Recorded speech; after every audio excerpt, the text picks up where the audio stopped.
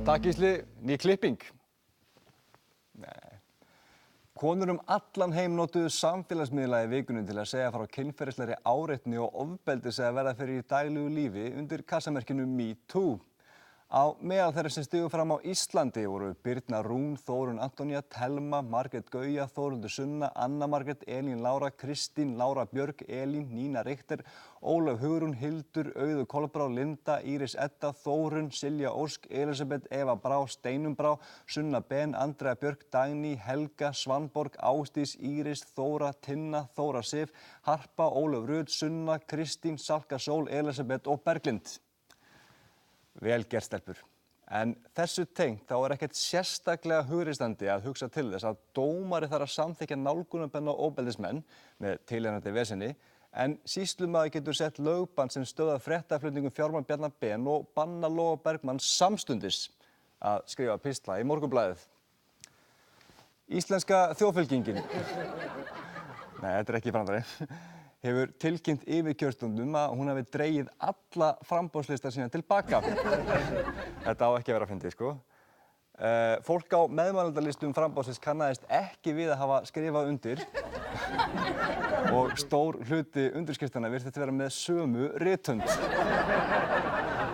Allavega. En Brynjar Níelsson, eða trölli sem stal umræðunni, sagði á Rás 2 í vikunni að 50 milljónir væru ekkert sérstaklega miklir peningar. Hlustum á Brynjar.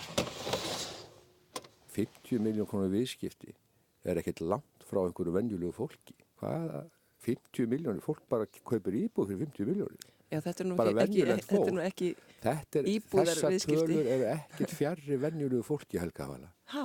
Þetta ekkert fjarri venjulegu fólki. Að vera gamla með 50 milljónir?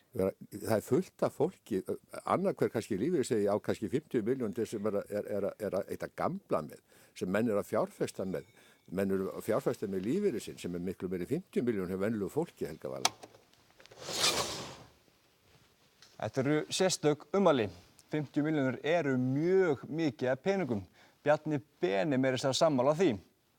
En ummælin eru líka sérstök í ljósið að segja kosningastefnu Sjálfstæðisflokksins kemur skýrt fram að það sé nauðsynlegt að styrkja fjárhagsstöðu eldri borgara, milljónamæringarnas Brynjars, en frekar.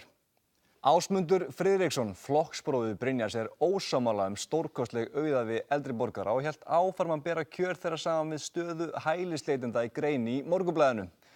Þar sagði hann meðal annars að tugþúsundir hælisleitenda gætu leitað hingað á næstunni, að kostnaður við hælisleitendur gæti orðið alltaf 220 milljarðar og að þeim fengu frítt húsnæði ásamt ókeypis sálfræði, læknis og tannlæknaþjónustu, ólíkt öðrum hópum samfélagsins.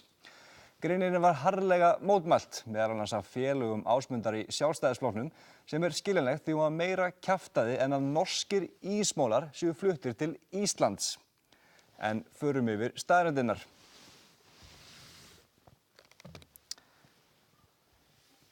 Samkvæmt Útlendingastofnun eru engar vísbendingar að hingað komi tugþúsundir hælisleitenda á næstunni, né að kostnaður við málaflokkinn verði 220 milljarðar króna á ári. Í fría húsnæðinu sem Ásmundur talar deila fjölskyldur einu herbergi og samkvæmt upplýsingafulltrúa Rauða krossins felur tannlæknaþjónustan í sér 2 valkosti. Verkjalyf við tannpínu eða láta draga tennurnar úr. Þetta það sem Ásmundur Friðriksson kallar ókeypis tannlæknaþjónustu. Þetta eins og að láta Evert og Gurrí öskra á sig í sjónvarpinu og kalla það breyttan lífstíl. Og ef við ætlum að halda áfram að setja lögbann á allt, þá kannski málið að setja lögbann á túllana á Ásmundi Friðriksssyni. Já, þangað til hann fer að segja sannleikann. Og þá ég farinn. Ég nenni ekki að sitja undir svona bulli.